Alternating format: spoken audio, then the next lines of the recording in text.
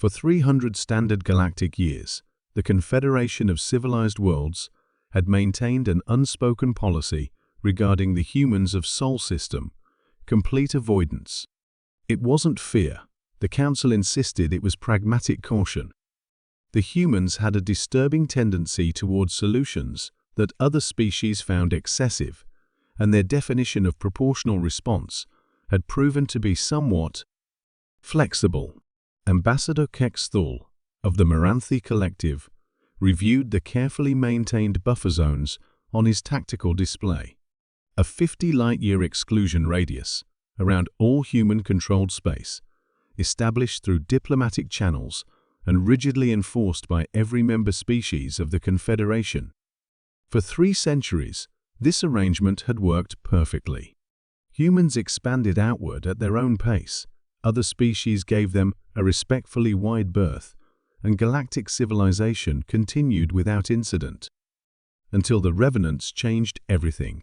The Revenant swarm had appeared from the galactic void 6 months ago, silicon-based machines with one programmed imperative: consume all organic matter to fuel their exponential reproduction.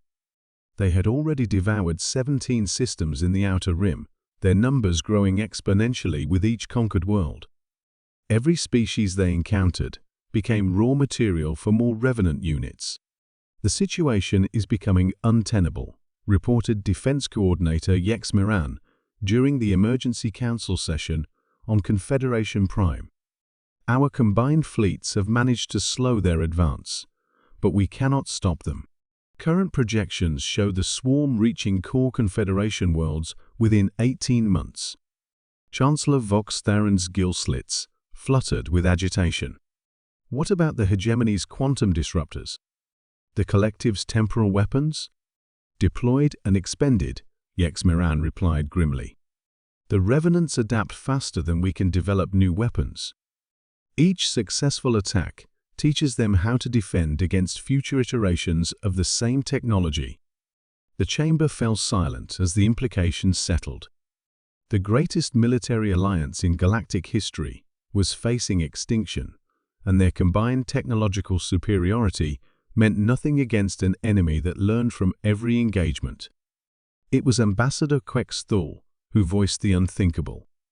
There is another option. Every representative in the chamber turned toward him, mandibles, gill slits, and breathing apparatus, all focused on his words. The humans, he continued reluctantly. Their space borders, the swarm's advance vector. In approximately 4 months, the Revenants will reach the 50 light-year buffer zone. Chancellor Vox Theron's tentacles writhed with dismay. Ambassador, surely you're not suggesting we break 3 centuries of diplomatic protocol to involve the humans in our conflict? I'm suggesting, Quexthul said carefully, that the swarm is about to involve the humans regardless of our preferences. The question is whether we approach them as allies or leave them to discover the threat independently. The debate raged for 17 hours.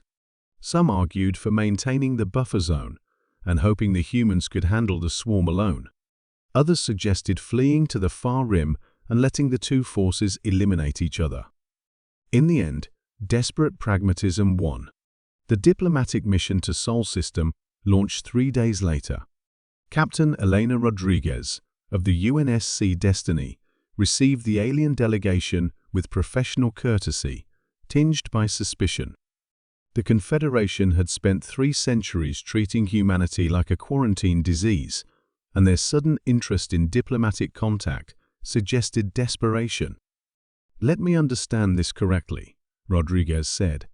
After reviewing the aliens' data on the Revenant swarm, you've been fighting this enemy for 6 months, thrown everything you have at them, and accomplished nothing except teaching them how to counter your weapons. Now you want our help because they're approaching our space. Ambassador Kex translator conveyed his discomfort perfectly.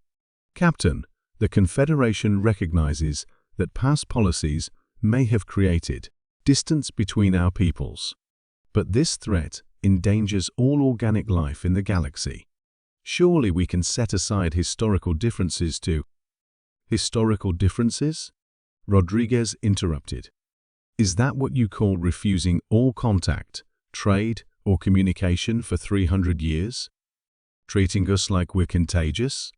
Captain, please, Quetzal pleaded. The swarm will reach human space in 4 months. With preparation time, combined human and Confederation forces might be able to mount an effective defense. Rodriguez studied the tactical projections with the kind of cold analysis that made her alien guests deeply uncomfortable. Finally, she spoke words that would echo across the galaxy for millennia. Ambassador, for 3 centuries, the Confederation has made it clear that humanity is not welcome in galactic civilization. You've maintained exclusion zones around our space, refused our diplomatic overtures, and treated us as dangerous outcasts. Now you come to us because you need something we have.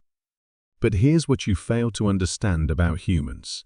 She stood, her presence somehow filling the conference room, despite her relatively small stature compared to the alien delegates. We don't do half measures.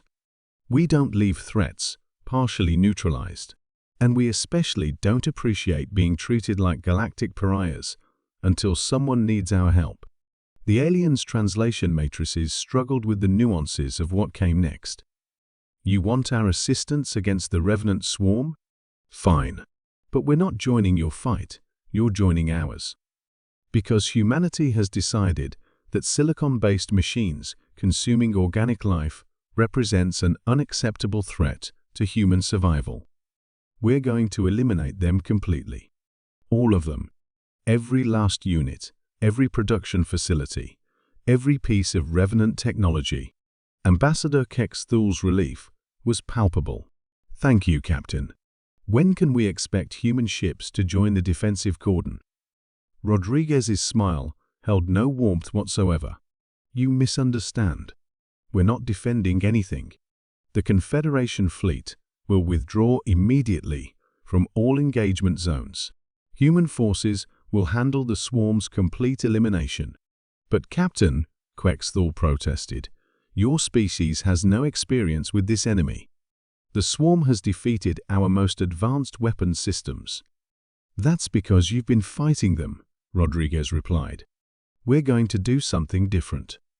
We're going to erase them from existence so thoroughly that the concept of revenant becomes a historical footnote. What happened next became known as the Sterilization War. Humanity deployed weapons the Confederation didn't know existed, technologies so far beyond their understanding that the aliens could only watch in stunned silence as human fleets systematically hunted down every revenant unit across 17 systems. The war lasted exactly 23 days. The human solution was characteristically thorough. Quantum entangled hunter-killer nanobots that could track revenant technology across dimensional barriers, antimatter charges that could sterilize entire star systems of silicon-based contamination, and something the humans called causal bombs that apparently erased the target's existence retroactively. When it was over, not a single revenant unit remained in the galaxy. The threat that had stymied the combined might of galactic civilization had been eliminated so completely that only archived sensor data proved it had ever existed. But humanity's ruthless answer echoed across the stars in ways the Confederation never anticipated. The message was clear when backed into a corner. Humans didn't just solve problems, they removed them from reality. The 50 light-year buffer zone quietly expanded to 200 light-years. No one wanted to test what other solutions humanity might devise.